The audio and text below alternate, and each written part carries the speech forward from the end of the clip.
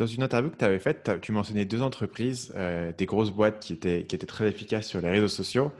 C'était Netflix et Decathlon. Est-ce que tu peux me dire un petit peu plus ce que fait bien Netflix et comment est-ce que Decathlon avait géré cette situation dans laquelle il s'était retrouvé? Oui, effectivement. Alors, je ne sais plus si c'est pour ça, pour Decathlon, mais je vais quand même en parler. Le CM de Decathlon est extrêmement fort, je trouve, par rapport au. Enfin, notamment, là, il y avait eu une grosse polémique par rapport à un produit qu'ils avaient sorti. Et moi, ce que j'ai beaucoup apprécié, c'est que il a su avoir les mots justes pour un sujet qui était très polémique, puisque c'était lié à la religion, il me semble, par rapport à un produit qu'ils avaient sorti. Et en fait, ça n'avait pas lieu d'être. Enfin, cette polémique n'avait pas lieu d'être. Et je trouve qu'il a gardé son sang-froid, gardé son calme. D'ailleurs, il a été reconnu par toute la profession au niveau des CM, des social media managers. Il a été remercié, applaudi, entre guillemets, sur les groupes de CM. On en a beaucoup parlé. Parce qu'il a su garder son calme, il a su mettre les mots justes aux bons endroits, répondre aux bonnes personnes et pas forcément à toutes les personnes qui souhaitaient qu'en fait, y répondent de manière énervée, tu vois. Et je trouve que bah, là, alors c'est plus vraiment du community management, hein, gérer la communauté. Je trouve qu'il a été, enfin le CM a été très très très fort, avec vraiment de la bienveillance et les mots justes dans un sujet sur un sujet qui n'était pas facile. Quand tu dis Et répondre aux bonnes personnes, tu veux dire faire le tri entre des gens qui ont une vraie douleur, un vrai besoin versus des gens qui sont des trolls. Comment est-ce que tu réfléchis à cette question-là? exact, c'est ça, c'est exactement ça. En fait, enfin, on va parler de Twitter parce que c'était sur Twitter. Hein, on connaît Twitter. Moi, c'est mon réseau social favori. Twitter, moi, j'aime les autres également, mais vraiment Twitter, c'est mon préféré. Sur Twitter, tu vas trouver des gens qui vont poser des vraies questions. Bon, il y a les gens qui sont pour, mais bon, ceux-là, du coup, ça pose pas de problème. Dans les gens qui sont contre quelque chose, tu vas avoir les gens qui vont poser des vraies questions, tu vois, qui sans animosité, mais qui posent la vraie question, genre pourquoi vous faites ça ou telle chose. Tu vas avoir également les gens qui sont là que pour troller, qui sont là que pour, enfin, mettons les mots, hein, pour défoncer la marque, pour embêter, en fait. Et il faut faire, moi, je pense, hein, quand on fait du community management, faut faire la part des choses, tu vois. Je donne un exemple concret. Moi, j'ai eu mon premier hater il y a quelques années, alors que c'était pas. Enfin, voilà. Mais j'avais fait une conférence, pareil, donc c'était à Nantes en plus. Ça me fait penser à ça, où j'avais fait une conférence et bah voilà, je parlais de Swallow, quoi, où j'avais monté la boîte à 15 ans et tout, et quelqu'un a repris mon tweet en mode si à 15 ans t'es pas dans la startup nation et t'as pas monté ta boîte et levé 500 000 euros, tu vaux rien. Enfin, tu vois, c'était un peu de Hmm. second degré, mais pas très positif. Bah, en fait, ça m'a rien fait, quoi. Mais ce que je veux dire par là, c'est qu'il faut faire la différence entre quelqu'un qui dit, bah, en fait, je comprends pas pourquoi vous vous mettez en avant. Enfin, est-ce que c'est nécessaire de se mettre en avant quand on a 15 ans, etc. Enfin, tu vois, des vraies questions de fond où Ouais. tu dis, bah, oui, on peut engager une discussion et répondre et donner nos arguments respectifs parce que bah, c'est normal qu'on ne soit pas d'accord. On est des humains, on a chacun nos avis. Et des gens qui sont juste là pour troller. Et quand tu les regardes, tu fais, mais en fait, mec, bah, ce que tu dis, de un, ça me touche pas, mais surtout, ça sert à rien, quoi. Enfin, en fait, t'es là juste pour ça, quoi. Tu vois, voilà. Et c'est vrai que Decathlon, enfin, le CM de Decathlon dans cette situation avait extrêmement bien géré tous ces cas-là. Et je l'ai trouvé vraiment fort. Et après, par rapport à Netflix, bah là, c'est plus sur de la com pure et dure, en fait. Hein. Je trouve qu'ils sont aussi assez forts. La difficulté de Netflix, c'est qu'ils ont une communauté qui est extrêmement large. Tu vois, tu peux dire avec certaines marques, tu as des communautés qui sont très définies, avec un âge très défini, etc. Netflix, en fait, ça touche tout le monde, quoi. Parce que tu as autant des films, tu as des animés, que tu as des films émotions, des films qui font peur, et ça touche vraiment tous les âges, tous les types de personnes. Enfin, vraiment, voilà, leur seul point commun, j'ai envie de dire, à toutes ces personnes-là, c'est qu'elles regardent quelque chose sur Netflix à la demande, etc. Mais c'est vrai que des fois, bah, Netflix, ils ont un ton un peu, enfin, très décontracté. Bah, ça va plus ou moins plaire aussi à d'autres personnes. Il y a aussi des fois des sujets polémiques qui sont pas forcément nécessaires, encore une fois. D'autres oui, mais d'autres non. Et moi, ce que j'aime bien chez Netflix, c'est qu'ils ont toujours le petit tweet qui fait rire, toujours la petite réponse intéressante. Et ils ont compris qu'il fallait prendre des CM pour vraiment passer du temps à répondre aux gens. Et du coup, tu as cette relation qui commence à se créer où on n'appelle même plus Netflix, en fait, on l'appelle Néné. Tu vois, c'est ce genre de truc où il y avait des surnoms, tu vois. Et à la fois, je trouve que les CM de Netflix sont très courageux parce que les gens sont d'une impatience pour les films, etc. Ils ont beau leur dire ça sortira dans X mois, t'as toujours quelqu'un qui va commenter dans un tweet qui n'a rien à voir. Ouais, ça sort quand en fait? Et je me souviens d'ailleurs, il y a eu une polémique par rapport à ça où ils avaient sorti une série de vidéos, je crois, sur le harcèlement sexuel, il me semble. En tout cas, c'était un sujet très important. Enfin, je trouvais les vidéos en plus étaient très bien réalisées. C'était 5 minutes que sur Twitter, enfin sur les réseaux sociaux. Et tu avais des gens qui commentaient oui, au fait, il sort quand la saison 5 de ça et tout. Et je sais que le CM de Netflix était un peu énervé à ce moment-là, tu vois, et leur a répondu mais les mecs, enfin, on parle d'un truc hyper important. Vous, ce qui vous importe aujourd'hui, c'est de savoir quand est-ce que la saison 3 de la Casa des Papel elle va sortir, quoi. Et je sais qu'il y a eu une polémique à cause de ça parce que ces gens se sont énervés du coup. Ils disent oui, mais ça va, redescend, machin. Bah en fait non, prends les vrais problèmes. Enfin, tu vois, voilà. Et c'est vrai que ils ont du courage à ce moment-là. Ils ont du courage. Ouais, parce que là, moi, je fais, va chercher sur Google, mon gars, parce que là, t'as vu, c'est pas possible. Effectivement, moi, je pense que j'ai pas forcément la patience d'être un très bon CM, hein, je dois l'avouer. Je pense que je l'ai pas en moi, tu vois. Ouais, mais moi non plus. Mais c'est pour ça que je fais un outil Ouais. pour les CM et non pas que je suis Ouais. CM. Tu vois le. Ouais. Non, puis il y a plein d'autres raisons également. Hein. C'est pas que pour ça, mais c'est aussi une des raisons. Ouais. Ouais, carrément. À mon avis, ça fait partie de ce job où c'est pas pour tout le monde. Il faut la personnalité pour, je pense. Ouais, complètement. Jonathan, il y a 3 questions que je pose à tout le monde avant de terminer ces épisodes. Et la première question, c'est est-ce qu'il y a un livre que tu recommandes souvent? Aïe, aïe, aïe. Moi, je lis pas trop.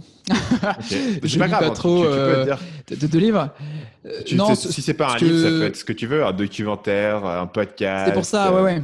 un C'est pour animé, ça. un manga, ce que tu veux. Deux choses. Une première chose, moi, c'est quelque chose qui est très important, c'est il faut parler avec beaucoup de personnes de votre entourage parce que l'entourage est extrêmement important quand on est entrepreneur, quand on n'importe quel métier en fait, dans n'importe quel métier. Donc je lis pas forcément de livres, mais je m'inspire énormément des autres, donc ça peut être ma famille, ma copine, mes mentors, nos investisseurs, l'équipe et également les autres boîtes. Ça, c'est quelque chose que m'a appris donc Lancelot, qui avait commencé solo avec moi, souviens-toi, au tout début en 2010, et qui maintenant a créé donc Ulysse.travel. Il m'a dit quelque chose un jour, c'est dès que tu as une problématique, va avoir 10 boîtes qui t'inspirent pour savoir comment elles gèrent cette problématique. Et c'est vrai que du coup, c'est ce qu'on fait maintenant depuis 6 mois, je dirais, et c'est tellement puissant parce qu'on Donc tu vas on sur leur récolte de site nombreux et tu avis. vas checker ce qu'ils font ou tu leur Euh, parles non, directement. je vais voir la personne. On va voir la Ok, personne. On lui dit voilà, d'accord. est-ce que tu serais prêt à venir 1 heure avec nous? On va te poser plein de questions. Donc, Ok. soit c'est un meeting global avec tout le monde et on le fait une fois par mois. Ça s'appelle le Solo Monthly Meeting. Enfin, on a dû le trouver un petit nom, mais voilà. Soit c'est Paul par Paul, tu vois, le support qui veut voir et qui veut parler à quelqu'un qui fait que du support ou le marketing, etc., etc. Et ça, c'est tellement puissant. Donc, ça, c'est la première chose. Et la deuxième chose, bon, après, j'ai beaucoup de contenu à recommander, mais je trouve que c'est bien de connaître son métier parfaitement, tous les avantages. Enfin, je pense notamment là aux réseaux sociaux dans mon cas, mais c'est également bien de savoir les dangers. Et je recommande du coup sur Arte des vidéos qui s'appellent Dopamine et qui prennent l'exemple à chaque fois de chaque réseau social. Je crois qu'ils ont fait avec Insta, avec Facebook, je crois qu'ils l'ont fait avec Tinder et qui en fait t'expliquent comment fonctionnent les réseaux sociaux pour te faire rester le plus longtemps possible dessus. Et c'est vrai que pour avoir un avis éclairé sur son écosystème, sa boîte et tout ça, même si c'est les réseaux sociaux aujourd'hui qui nous font vivre, hein, tu vois, je vais pas le nier, c'est bien de savoir les dangers. Et Dopamine, ouais, c'est des vidéos de 5 à 7 minutes et c'est tellement bien expliqué et ça t'apporte beaucoup d'éléments pour comprendre un petit peu mieux ce qui se passe au niveau des réseaux sociaux. La deuxième question que j'ai un petit peu modifiée pour toi, c'est si tu pouvais revenir en Ah, arrière et parler à ton toi-même de 15 ans, qu'est-ce que ce mec-là, il aurait besoin d'entendre?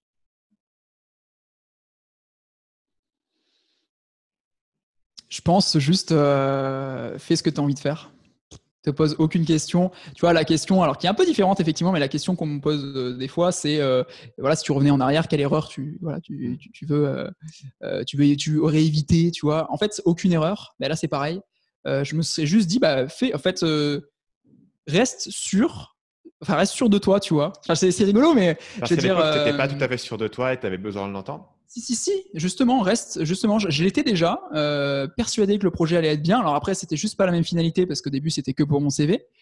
Mais je croyais, enfin, je crois toujours autant au projet, mais je croyais tellement au projet et je crois encore aussi tellement aujourd'hui que je dirais, ouais, en fait, cool, quoi. Enfin, continue, reste vraiment sûr de toi et fais le projet, tente tout ce que tu veux tenter et puis tu verras si ça fonctionne. Et au pire, c'est toujours le même discours. Au pire, c'est pas grave, tu rates.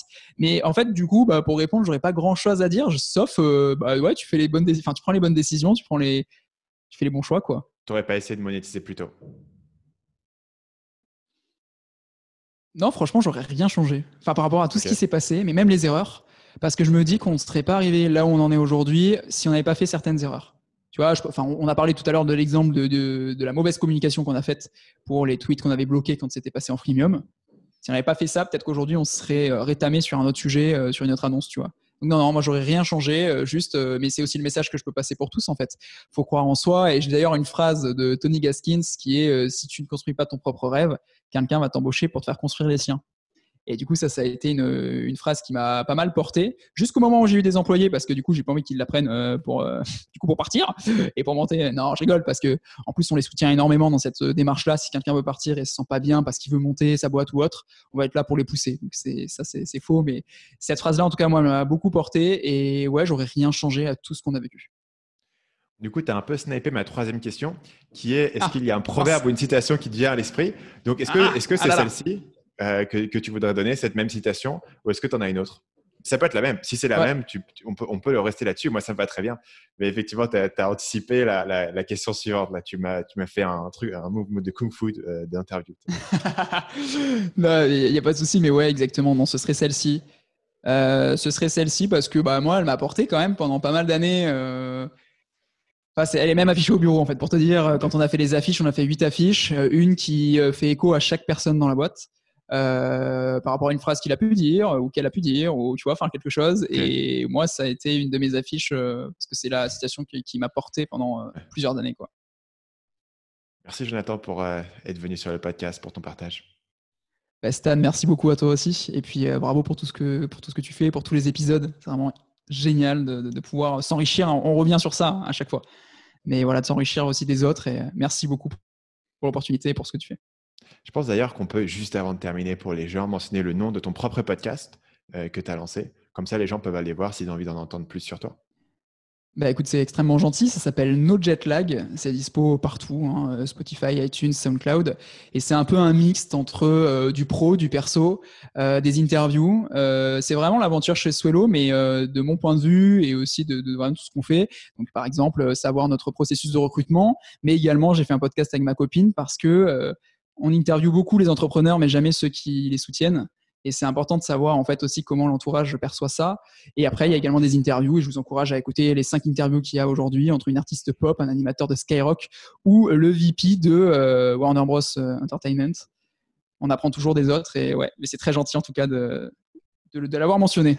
Très cool. Excellent. Ça s'appelle No Jet Lag. C'est un peu partout sur les plateformes de podcast. Les gens peuvent aller le retrouver. Et puis, bien sûr, tous les liens, comme toujours, vers Swello, vers toutes les ressources qu'on mentionnait, seront présents dans la description de l'épisode. Salut, c'est Stan. J'espère que vous avez apprécié cet extrait du podcast Marketing Mania. Bien sûr, vous pouvez retrouver l'ensemble des épisodes du podcast, y compris les instructions sur comment vous abonner sur l'application Apple Podcast ou sur votre téléphone Android en vous rendant sur mon site à l'adresse marketingmania.fr/podcast. Je vous ai mis le lien dans la description de cette vidéo.